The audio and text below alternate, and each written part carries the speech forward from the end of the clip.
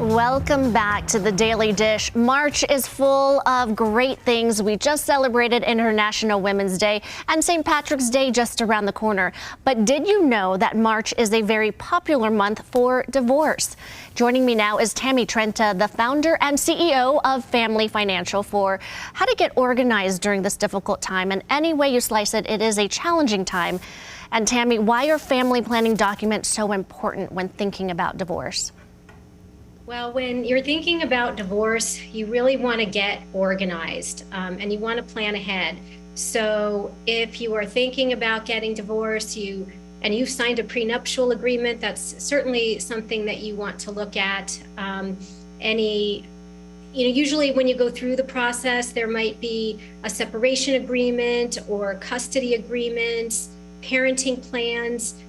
Even before considering divorce, you may have estate planning documents like powers of attorney and trusts and wills, and all of those things name your spouse in some way, and you want to just take stock of how intertwined they are in your financial life. Well, it's so overwhelming when you are talking about documents, but what are some of the examples of some of the documents you need to keep in mind?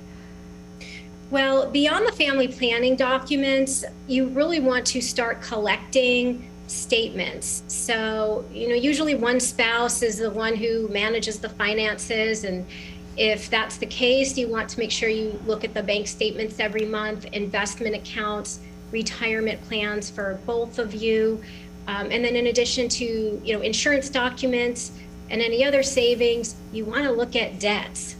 Liabilities can be a big problem with divorce, and you want to make sure that you're not exiting a marriage with a pile of debt. And if you are, you need to take stock of what that is and have a plan moving forward. So it not only helps you wrap your head around your current financial situation, but it also can help you to forge a path forward after the divorce is settled. And Tammy, on the same lines, you noted that people going through divorce should be crystal clear about what they owe. What exactly does that mean? Well, I think a great thing to do is to keep track of your credit score.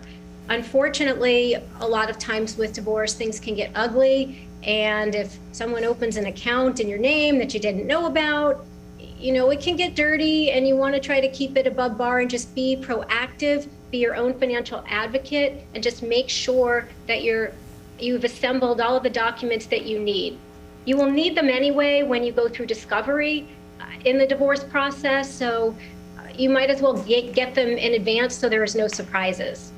Well, you also mentioned debt, and you also recommend starting to compile monthly statements specifically for debt balances. Yes. You'll want to look at interest rates, what you owe, what the payments are, who brought the debt into the marriage. If there's a student loan that was your spouse's, you want to make sure that you're not responsible for that if you exit the marriage. So there's a lot of nuances depending on the state you live in. And most importantly, once you start your new chapter in life, you want to just have a clear idea of what your path looks like. How are you going to pay your bills? You want to make sure, above all else, that you have more money coming in than you do going out. And you also want to keep track of the family budget and savings. Tammy, where can we find more information? Well, you could find me at familyfinancial.biz, and I'm also on LinkedIn, Tammy Trenta. Tammy, thank you so much for joining us this afternoon. Now, Nisha, over to you.